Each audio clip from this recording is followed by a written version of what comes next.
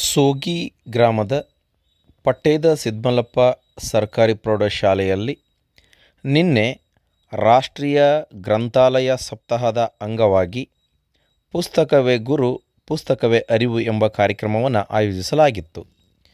ಈ ಒಂದು ಕಾರ್ಯಕ್ರಮದಲ್ಲಿ ರಾಜ್ಯ ಮಟ್ಟಕ್ಕೆ ಆಯ್ಕೆಯಾದ ಪ್ರೌಢಶಾಲೆಯ ಪಿ ಮೋಹನ್ ತಟ್ಟೆ ಎಸೆತ ವಿಭಾಗ ಇವರನ್ನು ಕೂಡ ಸನ್ಮಾನಿಸಿ ಮುಖ್ಯ ಅತಿಥಿಗಳು ಗೌರವಿಸಿದರು. ಇದೇ ಸಂದರ್ಭದಲ್ಲಿ ಹೂವಿನಡಗಲಿ ಪಟ್ಟಣದ ತುಂಗಭದ್ರಾ ಪ್ರೌಢಶಾಲೆಯ ಮುಖ್ಯ ಗುರುಗಳು ಹಾಗೂ ಬೀಚಿ ಬೆಂಬಲಿಗರ ಬಳಗ ಹಡಗಲಿ ಘಟಕದ ಅಧ್ಯಕ್ಷರೂ ಆದಂತಹ ಶ್ರೀಯುತ ಸುರೇಶ್ ಅಂಗಡಿರವರು, ಸಾಹಿತಿಗಳು, ಅತ್ಯುತ್ತಮವಾಗಿ ಇರುವಂಥ ಬರಹಗಾರರು ಮಾತನಾಡಿ, ಮಕ್ಕಳು ಇಂದಿನ ದಿನಮಾನದಲ್ಲಿ ಪುಸ್ತಕಗಳನ್ನು ಓದುವ ಹವ್ಯಾಸವನ್ನು ಬೆಳೆಸಿಕೊಳ್ಳಬೇಕು. ನಿತ್ಯ ನಿರಂತರವಾಗಿ ಪುಸ್ತಕಗಳನ್ನು ಓದುವುದರಿಂದ ನಮ್ಮ ಜ್ಞಾನಾರ್ಜನೆ ಹೆಚ್ಚುತ್ತದೆ. ಈ ವರ್ಷವೂ ಕೂಡ SSLC ಫಲಿತಾಂಶ ಸುಧಾರಣೆಗೆ ತಾವೆಲ್ಲರೂ ಕೂಡ ಅತ್ಯುತ್ತಮ ರೀತಿಯಲ್ಲಿ ವಿದ್ಯಾಭ್ಯಾಸವನ್ನು ಮಾಡಿ ಶಾಲೆಗೆ, ತಾಲೂಕಿಗೆ ಕೀರ್ತಿಯನ್ನು ತರುವತ್ತ ಪ್ರಯತ್ನಶೀಲತೆಯನ್ನು ಮಾಡಬೇಕು ಎಂದು ಕಿವಿಮಾತು ಹೇಳಿದರು. ಪ್ರತಿಯೊಬ್ಬರೂ ಕೂಡ ಗ್ರಾಮೀಣ ಮಕ್ಕಳದೇ ಪ್ರತಿ ವರ್ಷವೂ ಕೂಡ ಫಲಿತಾಂಶ ಹೆಚ್ಚಾಗಲಿಕ್ಕೆ ಆ ಮಕ್ಕಳಲ್ಲಿರುವಂತಹ ಓದುವ ಆಸಕ್ತಿ ಕಾರಣವಾಗಿದೆ. ಹಾಗಾಗಿ ನಿತ್ಯ ನಿರಂತರವಾಗಿ ನೀವುಗಳು ಉತ್ತಮ ರೀತಿಯಲ್ಲಿ ಅಭ್ಯಾಸವನ್ನು ಮಾಡೋದ್ರ ಮೂಲಕ ಪಟ್ಟಣ ಪ್ರದೇಶದ ಮಕ್ಕಳಿಗಿಂತ ನೀವೇ ಪ್ರತಿಭಾನ್ವಿತರು.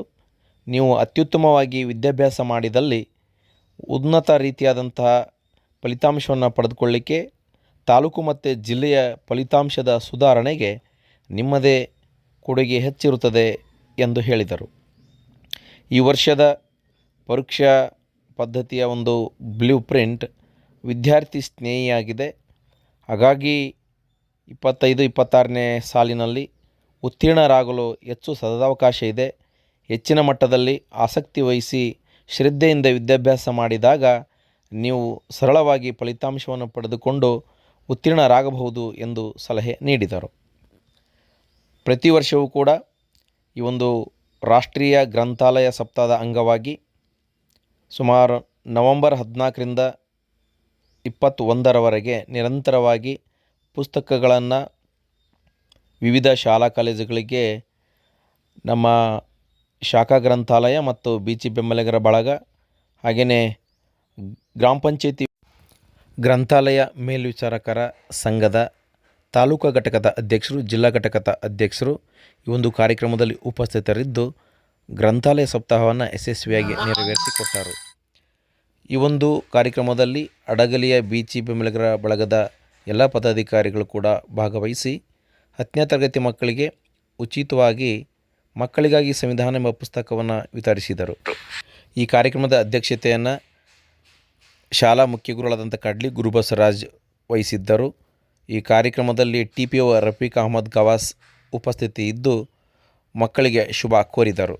ಹಾಗೆಯೇ ಶಾಲೆಯ ಶಿಕ್ಷಕ ಸಿಬ್ಬಂದಿ ಉಪಸ್ಥಿತರಿದ್ದರು. ಶಾಲೆಗೆ ಬಂದು ವಾಣಿ ಪೆರೋಡಿಯವರ ಅಂಬೇಡ್ಕರ್ ವಿಚಾರಗಳಿರುವಂಥ ಒಂದು ಮಕ್ಕಳಿಗಾಗಿ ಸಂವಿಧಾನ ಪುಸ್ತಕವನ್ನು 10ನೇ ತರಗತಿಯಲ್ಲಿ ಓದ್ತಿರುವಂಥ ಎಲ್ಲ ವಿದ್ಯಾರ್ಥಿಗಳಿಗೂ ರಾಷ್ಟ್ರೀಯ ಗ್ರಂಥಾಲಯ ಸಪ್ತಾಹದ ಅಂಗವಾಗಿ ನಿಮಗೆ ನಾವು ಇವತ್ತು ಆ ಪುಸ್ತಕಗಳನ್ನು ಕೊಡ್ತಾ ಇದ್ದೀವಿ. ಹೌದಾ?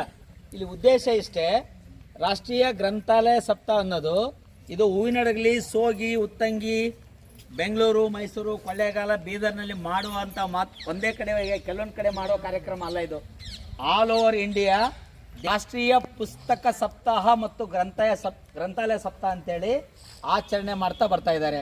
ಹೌದಾ?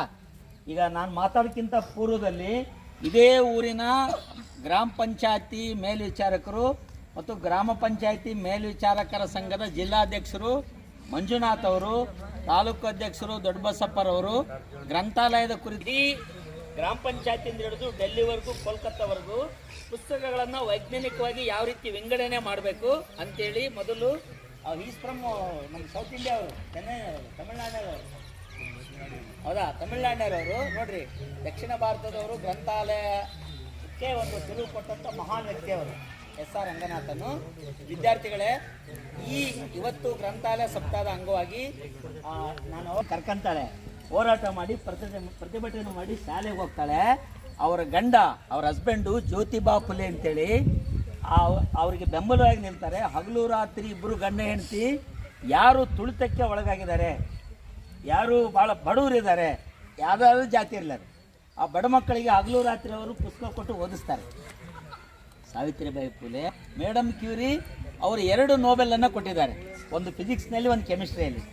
ಮೇಡಮ್ ಕ್ಯೂರಿ ಆ ದೇಶದಲ್ಲಿ ಅವ್ರಿಗೂ ಶಾಲೆಗೆ ಕರ್ಕೊಂಡಿದ್ದಲ್ಲ, ಮಹಿಳೆಯರು ಹುಡುಗಿಯರು ಶಾಲೆ ಬರಂಗಿದ್ದಲ್ಲ, ಅವರು ಸಾವಿತ್ರಿ ಫುಲೆ ಥರನೇ ಸಂಘಟನೆ ಮೂಲಕ ಶಾಲೆಗೆ ಹೋಗ್ತಾರೆ, 2 ನೋಬೆಲನ್ನು ಕೊಡ್ತಾರೆ. ಸೊ ನಮಗೆ doctor BR Ambedkar, Savitribai Phule, madam Curie, ರಂಗನಾಥನ್ನು, ಮಹಾತ್ಮ ಗಾಂಧೀಜಿ, ಭಗತ್ ಸಿಂಗು ಈ ಥರ ಇರೋರು ನಮಗೆ ಮಾಡಿದ್ದಾರೆ. 10ನೇ ಕ್ಲಾಸ್ ಹುಡುಗರು ಕೇಳಿಸ್ಕೊಡ್ರಿ, ಬ್ಲೂ ಪ್ರಿಂಟು ನಿಮಗೆ ಫ್ರೆಂಡ್ಲಿ ಆಗಿದೆ. ಲಾಸ್ಟ್ ಟೈಮು ವಿಜ್ಞಾನದಲ್ಲಿ ಒಂದು ಕ್ವಶನನ್ನು AB ಮಾಡ್ತಾಯಿದ್ರು, A1, B1, C1 ಒಂದೊಂದು ಮಾರ್ಕ್ಸಿಗೆ ಬರ್ತಾಯಿತ್ತು. ಈಗ ಹಂಗಲ್ಲ, ಒಂದೇ ನೇರ ಪ್ರಶ್ನೆ ಮಾಡಿದ್ದಾರೆ, ಹೌದಾ? ಹಾಗಾಗಿ ಪಾಸ್ ಆಗೋದಕ್ಕೆ ತುಂಬ ತುಂಬ ಚೆನ್ನಾಗಿ ಅವಕಾಶ ಇದೆ. ಬರೀ ಪಾಸ್ ಆಗೋದಕ್ಕೊಂದೇ ಅಲ್ಲ, 600 ಮೇಲೆ 615 ದಾಟಿ ಹೋಗುವಂತಾರೆ ಇದ್ದೀರಿ. ಇಲ್ಲೇ ಪಕ್ಕದವರು ನಂದಿಹಳ್ಳಿ ಸಂಗೀತಾ ಪಾಟೀಲ್ ಅಂತೇಳಿ 615 ತೆಗಿತಾಳೆ, ಅವರಿಂದ ಅದೇ ಸ್ಕೂಲ್ ಹುಡುಗಿ 612 ತೆಗಿತಾಳೆ. ನಮ್ಮ ಅಡಗಲಿ ಟೌನ್ನಿಗರ ನಮ್ಮ ಶಾಲೆ ಹುಡುಗ 605 ತೆಗಿತಾನೆ. ಅಂದ್ರೆ ಅಡಗಲಿಗಿಂತಲೂ ಹಳ್ಳಿ ಹುಡುಗ್ರೆ ಸ್ಟ್ರಾಂಗು, ಅದನ್ನ ನೀವು ಅರ್ಥ ಮಾಡ್ಕೊಂಡು ಓದ್ಬೇಕು. ಶೇಖಮ್ಮ ಸಾರ್ ಗೊತ್ತು, ಅವರೇ ಕೋಚಿಂಗ್ ಮಾಡ್ತಾರೆ, ಕೋಚಿಂಗ್ ಸೆಂಟ್ರ್ ಹುಡುಗ ಅವನು. ಆ ಕೋಚಿಂಗ್ ಹೋಗಿ ನಾವು ಪಾಠ ಮಾಡಿದ್ರೂ ಸಂಗೀತ ಪಾಟೀಲ್ ಓವರ್ಟೇಕ್ ಮಾಡೋದು ಆಗಲಿಲ್ಲ ಅಡಗಲಿ ಹುಡುಗರಿಗೆ. ನೀವು ಹಳ್ಳಿ ಹುಡುಗರು, ಗೊತ್ತಾಯ್ತಾನಮ್ಮ? ನಾವು ಹಳ್ಳಿಯಿಂದ ಬಂದರೆ ಮೊದಲು, ಈಗ ಅಡಗಲಿದ್ದೀವಿ. ಚೆನ್ನಾಗಿ ಓದ್ಕೊಳ್ರಿ, ನಿಮಗೆ ಒಳ್ಳೇದಾಗಲಿ. ಬಳ್ಳಾರಿ ಹಾಗೂ ಶಾಖಾ ಗ್ರಂಥಾಲಯ ಹೂವಿನಡಗಲಿ ಮತ್ತು ಬೀಚಿ ಗ್ರಂಥಾಲಯ ಬೆಂಬಲಿಗರ ಬಳಗ ಹಾಗೂ ಗ್ರಾಮ ಪಂಚಾಯತ್ ಗ್ರಂಥಾಲಯ ಮೇಲ್ವಿಚಾರಕರ ಸಂಘ ಇವರೆಲ್ಲರ ಸಹಯೋಗದೊಂದಿಗೆ ದಿನಾಂಕ 14/11/2025ರಿಂದ 21/11/2025ರವರೆಗೆ ನಡೀತಕ್ಕಂಥ 7 ದಿನಗಳ ಕಾಲ ನಡೀತಕ್ಕಂಥ ಈ ಒಂದು ಸಾಪ್ತಾಹಿಕ ಕಾರ್ಯಕ್ರಮಕ್ಕೆ ನಾನು ಕೂಡ ತಮ್ಮೆಲ್ಲರೂ ಕೂಡ ಹೃದಯಪೂರ್ವಕವಾಗಿ ಸ್ವಾಗತವನ್ನು ಮಾಡ್ತಾ, ವೇದಿಕೆ ಮೇಲೆ ಆಸೀನರಾಗಿರುವಂಥ ಮುಖ್ಯ ಗುರುಗಳು ಹಾಗೂ ಕಡ್ಲಿ ಗುರುಬಸವರಾಜ್ ಸರ್ ಅವ್ರನ್ನ ಹಾಗೂ ಇನ್ನೊಬ್ಬ ದೈಹಿಕ ಶಿಕ್ಷಕ, ತಾಲೂಕಾ ದೈಹಿಕ ಶಿಕ್ಷಕರ ಮುಖ್ಯಸ್ಥರಾಗಿರ್ತಕ್ಕಂಥ ರಫಿ ಸರ್ ಅವರು ಹಾಗೂ ಶಾಲೆಯ ಎಲ್ಲ ವಿದ್ಯಾರ್ಥಿ, ಶಾಲೆಯ ಎಲ್ಲ ಶಿಕ್ಷಕ ಬಂಧುಗಳು ಹಾಗೂ ಬೋಧಕೇತರ ಸಿಬ್ಬಂದಿ, ಬೋಧಕ ಸಿಬ್ಬಂದಿ, ಎಲ್ಲ ದೈಹಿಕ ಸಿಬ್ಬಂದಿ ವರ್ಗದವರನ್ನು ಹಾಗೂ ಎಲ್ಲ ಸಹೋದರಿಯರನ್ನು ಹಾಗೂ ಸಹೋದರರನ್ನ ಮತ್ತೊಮ್ಮೆ ಸ್ವಾಗತಿಸಿ, ಇದರ ಉದ್ದೇಶ ಏನಪ್ಪ ಅಂತಂದರೆ, ಇಲ್ಲಿ ನಾನು ಒಂದು ಪ್ರಶ್ನೆಯನ್ನು ತಮ್ಮಲ್ಲಿ ಕೇಳ್ತೀನಿ, ದಯವಿಟ್ಟು ಯಾರೂ ತಪ್ಪು ತಿಳ್ಕೊಬಾರ್ದು. ಇಷ್ಟು ವಿದ್ಯಾರ್ಥಿಗಳು ತಾವಿದ್ದೀರಿ, ಪ್ರತಿದಿನಾಲೂ ಲೈಬ್ರರಿಗೆ ಯಾರು ಹೋಗ್ತೀರಿ? ಕೈ ಎತ್ತರಿ ನೋಡೋಣ, ಎಷ್ಟು ಜನ ಹೋಗ್ತೀರಿ? ಯಾರು ಹೋಗ್ತೀರಿ? ದಯವಿಟ್ಟು ಕೈ ಎತ್ತರಿ. ವಾರಕ್ಕೊಮ್ಮೆ ಯಾರು ಹೋಗ್ತೀರಿ? ಕೈ ಎತ್ತರಿ. ವಾರಕ್ಕೆ ಎಷ್ಟೇ ಜನನಾ? ನಮ್ಮ ಊರಲ್ಲಿ ಅಂದರೆ ಸೋಗಿನಲ್ಲಿ ಅರಿವು ಕೇಂದ್ರ ಅಂತಂದೇಳಿ ನಿಮಗೆಲ್ಲ ಗೊತ್ತಿದೆ. ಒಂದೊಂದು ಈಗಾಗಲೇ ಕಾರ್ಯಕ್ರಮಗಳನ್ನು ಕೂಡ ನಮ್ಮ ಸರ್ ಶಿಕ್ಷಕ ಬಂಧುಗಳು ಹಾಗೂ ನಮ್ಮ ಗ್ರಾಮ ಪಂಚಾಯತಿ ಮೇಲ್ವಿಚಾರಕರಿರ್ತಕ್ಕಂಥ ಮಂಜುನಾಥ್ ಅವರು ಕೂಡ ಮಕ್ಕಳಿಗಾಗಿ ಕಾರ್ಯಕ್ರಮಗಳನ್ನ ಅಲ್ಲಿ ಆಯೋಜನೆ ಮಾಡಿರ್ತಾರೆ. ತಾವೆಲ್ಲ ಹೋಗಿರ್ತೀರಿ, ಯಾರು ತಾವು ಕೈ ಎತ್ತಾ ಇಲ್ಲ. ಸಮಯ ಉಳಿಸಿ ಓದುಗನಿಗೆ ತನ್ನ ಗ್ರಂಥಾಲಯವು ಒಂದು ಬೆಳೆಯುವ ಸಂಸ್ಥೆ ಅಥವಾ ಒಂದು ಶಿಶು ಅಥವಾ ಒಂದು ಸಸಿ. ಇದರಲ್ಲಿ ಈ ಪಂಚಸೂತ್ರಗಳಲ್ಲಿ ಇಡೀ ನಮ್ಮ ಗ್ರಂಥಾಲಯ ಇಲಾಖೆಯ ಸಂಪೂರ್ಣ ಕೆಲಸವನ್ನು ಮಾಡಬೇಕಾಗಿರ್ತಕ್ಕಂಥ ನಮ್ಮ ಕರ್ತವ್ಯ. ಹಾಗೇನೆ ಇನ್ನು ಗ್ರಂಥಾಲಯ ಒಂದು ಬೆಳೆಯುವುದನ್ನು ಮಾಡ್ಕೊಂಡು ತಪ್ಪೇನಲ್ಲ. ಯಾಕಂತಂದ್ರೆ ವಿಕಸನವಾಗ್ತದೆ, ಮನುಷ್ಯನ ಬುದ್ಧಿ ವಿಕಸನವಾಗ್ತದೆ. ಅದೇ ರೀತಿ ಕೂಡ ಗ್ರಂಥಾಲಯ ಒಂದು ವಿಕಾಸವಾಗ್ತಾ ಹೋಗ್ತದೆ, ದೊಡ್ಡದು ಬೆಳೀತಾ ಹೋಗ್ತದೆ. ನಿಮ್ಮ ಬುದ್ಧಿ ಮಟ್ಟ ಯಾವಾಗ ಬೆಳೀತದೋ, ಪ್ರೈಮರಿ ಸ್ಕೂಲಲ್ಲಿ ಇದ್ದಾಗೆ ಹೈಸ್ಕೂಲಲ್ಲಿ ನೀವು, ಹೈಸ್ಕೂಲಲ್ಲಿ ಇದ್ದಂಗೆ ಕಾಲೇಜಲ್ಲಿ ಇರಲ್ಲ, ಕಾಲೇಜಲ್ಲಿ ಇದ್ದಂಗೆ ಉನ್ನತ ಶಿಕ್ಷಣದಲ್ಲಿ ಇರಲ್ಲ. ಅದೇ ರೀತಿಯಾಗಿ ಗ್ರಂಥಾಲಯವು ಕೂಡ ಬೆಳೆಯುತ್ತದೆ. ದಯವಿಟ್ಟು ಎಲ್ಲರೂ, ನಾನು ಹೆಚ್ಚು ಮಾತಾಡೋಕೆ ಹೋಗೋದಿಲ್ಲ ಯಾಕಂದ್ರೆ ಸಮಯದ ವಿಳಂಬ ಇದೆ, ಇನ್ನೂ ಮಾತಾಡೋರು ಬೇರೆ ಎಲ್ಲ ಅತಿಥಿಗಳಿದ್ದಾರೆ. ದಯವಿಟ್ಟು ಎಲ್ಲ ಸಹೋದರಿಯರು, ಮುದ್ದು ಮಕ್ಕಳು ಹಾಗೂ ಎಲ್ಲ ಗ್ರಂಥಾಲಯ ಸಪ್ತಾಹ 2025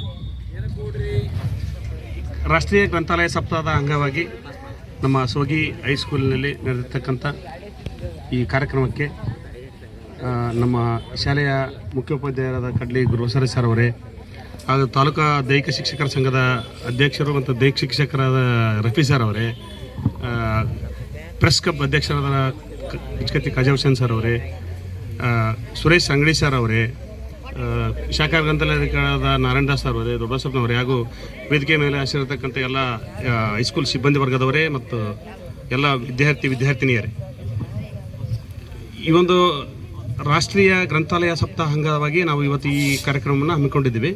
ಗ್ರಂಥಾಲಯ ಅಂದರೆ ಗ್ರಂಥಾಲಯದ ಮಹತ್ವ, ಈ ಸಪ್ತಾಹ ಯಾಕೆ ಆಚರಣೆ ಮಾಡ್ತೀವಿ ಅಂದರೆ ಡಾಕ್ಟರ್ SR ರಂಗನಾಥನ್ರವರ ಜನ್ಮದಿನಾಚರಣೆ ಅಂಗವಾಗಿ ನವಂಬರ್ 14ರಿಂದ ನವಂಬರ್ 20ರವರೆಗೆ ನಡೀತಕ್ಕಂಥ ಈ ಸಪ್ತಾಹ ಕಾರ್ಯಕ್ರಮದ ವಿಶೇಷ ಏನಪ್ಪ ಅಂತಂದರೆ ಈ ವಿದ್ಯಾರ್ಥಿಗಳನ್ನ ಮತ್ತು ಜನಸಾಮಾನ್ಯರನ್ನ ಗ್ರಂಥಾಲಯದತ್ತ ಸೆಳೆತಕ್ಕಂಥ ಕಾರ್ಯಕ್ರಮ ಇದು.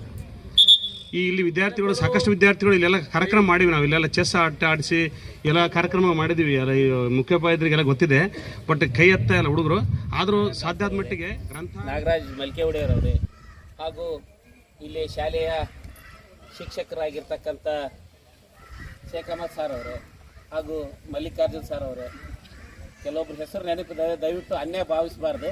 ಎಲ್ಲರೂ ಮಾರ್ಗದರ್ಶಕರು ಆಗಿದ್ದಾರೆ ಅಂತೇಳಿ ನನಗೆ ಇನ್ನೊಂದೇನು ಅಂತಂದರೆ ಈ ಶಾಲೆಗೆ ಆಗಮಿಸಿದಾಗ ತುಂಬ ಖುಷಿ ಅನ್ನಿಸ್ತು.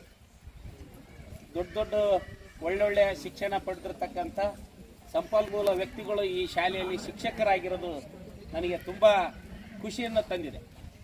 ಯಾಕಂತಂದರೆ ಕೇವಲ ಸಂಬಳಕ್ಕಾಗಿ ಕೆಲಸ ಮಾಡತಕ್ಕಂಥ ಶಿಕ್ಷಕರು ಅಲ್ಲ. ನಾನು ನೋಡಿದ ಹಾಗೆ ಯಾವ ಮಕ್ಕಳು ಕಲ್ತ್ರೇನು ಬಿಟ್ರೇನು ನನಗೆ ತಿಂಗಳ ಸಂಬಳ ಬರ್ತದೆ, ನನಗೆ ತಿಂಗಳ ಅಕೌಂಟಿಗೆ ಬೀಳ್ತೈತಿ, ನನಗೇನು ಆಗದತ್ತೈತಿ ಅಂತೇಳಿ ಸ್ಟೈಲಾಗಿ ಜರ್ಕಿನ್ ಹಾಕ್ಕೊಂಡು ಒಳ್ಳೊಳ್ಳೆ ಲೆಲ್ಲಿನ ಅಂಗಿ ಹಾಕ್ಕೊಂಡು ಅಡ್ಡಾಡೋ ಶಿಕ್ಷಕರನ್ನ ನಾನು ಕೂಡ ನೋಡಿದೆ. ಯಾಕಂತಂದರೆ ಹಳ್ಳಿ ಗ್ರಾಮೀಣ ಭಾಗದ ಮಕ್ಕಳು ಯಾವಾಗೂ ಉನ್ನತ ಶಿಕ್ಷಣವನ್ನು ಪಡಲಿಕ್ಕೆ ಉನ್ನತ ಸ್ಥಾನಗಳನ್ನು ಪರೀಕ್ಷಾ ಸಮಯದಲ್ಲಿ ಪರೀಕ್ಷೆಯ ನಂತರ ಗ್ರಾಮೀಣ ಭಾಗದಲ್ಲಿ ಅತಿ ಹೆಚ್ಚು ಫಲ ತಗೊಳ್ತಕ್ಕಂಥ ಗ್ರಾಮೀಣ ಪ್ರದೇಶದಲ್ಲಿ ಅತಿ ಹೆಚ್ಚು ಫಲಿತಾಂಶವನ್ನು ತಗೊಳ್ತಕ್ಕಂಥ ಸ್ಥಾನಗಳು ಆಗಿವೆ. ಹಾಗಾಗಿ ಈಗಾಗಲೇ ನಮ್ಮ ಗುರುಗಳು ಸುರೇಶ್ ಅಂಗಡಿ ಸರ್ ಅವರು ಮತ್ತು ಈ ಭಾಗದ ಮೇಲ್ವಿಚಾರಕರಾಗಿರ್ತಕ್ಕಂಥ ಇಬ್ಬರು ಕೂಡ ಮಾತಾಡಿದ್ದಾರೆ, ಹಾಗೂ ಶೇಖ್ ಅಹಮದ್ ಸರ್ ಅವರು ಮಾತಾಡಿದ್ದಾರೆ. ಇವತ್ತು ನಿಮ್ಮ ಶಾಲೆಗೆ ಆಗಮಿಸಿರ್ತಕ್ಕಂಥ ಉದ್ದೇಶ ಈಗಾಗಲೇ ಎಲ್ಲರೂ ಹೇಳಿದ್ದಾರೆ. ರಾಷ್ಟ್ರೀಯ ಗ್ರಂಥಾಲಯ ಸಾಪ್ತಾಹಿಕ 2025 ಅಂಗವಾಗಿ 14ರಿಂದ 25ರವರೆಗೆ ಇಡೀ ದೇಶಾದ್ಯಂತ ಎಲ್ಲ ತಾಲೂಕಿನಲ್ಲಿ, ಜಿಲ್ಲೆಯಲ್ಲಿ, ರಾಜ್ಯಗಳಲ್ಲಿ ಈ ಸಾಪ್ತಾಹಿಕ ಕಾರ್ಯಕ್ರಮವನ್ನು ಎಲ್ಲ ಕಡೆಗೂ ಆಚರಣೆ ಮಾಡ್ಕೊಂಡು ಬಂದಿದ್ದಾರೆ. ಕೇವಲ ಆಚರಣೆ ಆಗಬಾರ್ದು, ಮಕ್ಕಳ ಮನಸ್ಸಿನಲ್ಲಿ ಆ ಭಾವನೆ ಮೂಡಬೇಕು ಅನ್ನೋ ಉದ್ದೇಶದಿಂದ ನಮ್ಮ BC ಗ್ರಂಥಾಲಯ ಬಳಗ ಮತ್ತು ಲೈಬ್ರರಿ ಸಾಪ್ತಾಹಿಕ ಕಾರ್ಯಕ್ರಮದ ಸಂಯುಕ್ತ ಆಶ್ರಯದಲ್ಲಿ ಕಾಲೇಜುಗಳಿಗೆ, ಹೈಸ್ಕೂಲ್ ಕಾಲೇಜುಗಳಿಗೆ ಭೇಟಿ ನೀಡಿ ಮಕ್ಕಳಿಗೆ ಓದಿನ ಹವ್ಯಾಸವನ್ನು ಯಾವ ರೀತಿ ಬೆಳೆಸಬೇಕು, ಕೇವಲ ಪಠ್ಯಪುಸ್ತಕಗಳನ್ನು ಓದುವ ಮುಖಾಂತರ ಅವರ ಶಿಕ್ಷಣವನ್ನು ಪಡೆಯಬೇಕಾ, ಜೊತೆಗೆ ಇನ್ನೂ ಸಂವಿಧಾನಗಳನ್ನು ಇವತ್ತು ನಾವು ತಮ್ಮ ಶಾಲೆಯಲ್ಲಿ ಮಕ್ಕಳಿಗಾಗಿ ಸಂವಿಧಾನ ಅಂತಕ್ಕಂಥ ಒಂದು ಪುಸ್ತಕವನ್ನು ನಮ್ಮ BC ಗ್ರಂಥಾಲಯಗಳಿಂದ ನಿಮಗೆ ಉಚಿತವಾಗಿ ನೀಡಲಿಕ್ಕೆ ಬಂದಿದ್ದೇವೆ. ಇದೇ ಯಾಕೆ ನಿಮಗೆ ಪುಸ್ತಕವನ್ನು ನೀಡ್ತಾ ಇದ್ದೇವೆ ಅಂತಕ್ಕಂಥ ಒಂದು ಕಾರಣ ಕೂಡ ನಾನು ಈಗಾಗಲೇ ನಿಮಗೆ ಹೇಳಲಿಕ್ಕೆ ಬಯಸ್ತೇನೆ. ಯಾಕೆ ಅಂತಂದರೆ ಕೇವಲ ನಮ್ಮ ಭಾರತ ದೇಶ ಒಂದೇ ವರ್ಗಕ್ಕೆ ಸೀಮಿತವಾಗಿಲ್ಲ, ಒಂದೇ ಸಮಾಜಕ್ಕೆ ಸೀಮಿತವಾಗಿ ಸಂವಿಧಾನದಲ್ಲಿ ಅದು ಇಲ್ಲ, ಸಂವಿಧಾನದಲ್ಲಿ ಇದು ಇಲ್ಲ, ಅವರು ಬೇಳೆ ಬೇಯಿಸ್ಕೊಳ್ಳಿಕ್ಕೆ ಆ ಜಾತಿ ಈ ಜಾತಿ ಅಂತ ಅವ್ರು ಚುನಾವಣೆ ಬಂದಾಗ ಎಲ್ಲರನ್ನ ಈಗ ನೀವೆಲ್ಲ ಕೂಡಿರಲ್ಲ, ಹಿಂಗೆ ಕೂಡ ಕೊಡಲ್ಲ, ಅವರು ನಿಮ್ಮನ್ನ ದೂರ ಮಾಡ್ತಾರೆ. ಆ ಪಕ್ಷದನು, ಆ ಜಾತಿಯನು, ಈ ಜಾತಿಯನು ಅಂತೇಳಿ ಅದು ರಾಜಕಾರಣ ಬಿಟ್ಬಿಡಿ, ನಮಗಿದು ರಾಜಕಾರಣ ಬೇಕಾಗಿಲ್ಲ. ನಮ್ಮದು ಉದ್ದೇಶ ಏನಪ್ಪ ಅಂತಂದರೆ ಈಗ ನಮ್ಮ ದೇಶದ ಬೆನ್ನೆಲುಬು ಭಾವಿ ಪ್ರಜೆಗಳು ನೀವೆಲ್ಲ. ನೀವು ಇವತ್ತು ಸುಧಾರಿಸಿದ್ರೆ ನಮ್ಮ ದೇಶವನ್ನು ಸುಧಾರಿಸಿದ ಹಾಗೆ. ನಿಮ್ಮಲ್ಲಿ ನಮ್ಮ ದೇಶ ಅಭಿಮಾನ, ಶಿಕ್ಷಣದ ಅಭಿಮಾನ, ನಾಡ ಅಭಿಮಾನ, ಸಂಪ್ರದಾಯದ ಅಭಿಮಾನಗಳನ್ನು ನಿಮ್ಮಲ್ಲಿ ಶಿಕ್ಷಕರಾಗಿರ್ಬೋದು, ನಾವಾಗಿರ್ಬೋದು, ಇಲ್ಲಿಂದ ಹೋಗಿ ಕೈಕಾಲು ಮಕ್ಕ ತೊಳ್ಕೊಂಡು ಕೂಡಲೇ ಬುಕ್ಕ ಯಾರು ಮುಟ್ಟಲ್ಲ. ಫಸ್ಟ್ ಮೊಬೈಲ್, ಯಾರು ರೀಲ್ಸ್ ಬಂದೈತಿ, ಯಾವ ಪಿಕ್ಚರ್ ರಿಲೀಸ್ ಆಗೈತಿ, ಯಾರು ಫೇಸ್ಬುಕ್ಕಿಗೆ ಹಾಕ್ಯಾರ, ಯಾರು ವಾಟ್ಸಪ್ಗೆ ಹಾಕ್ಯಾರ ಅಂತ ನೋಡ್ತೀರಿ.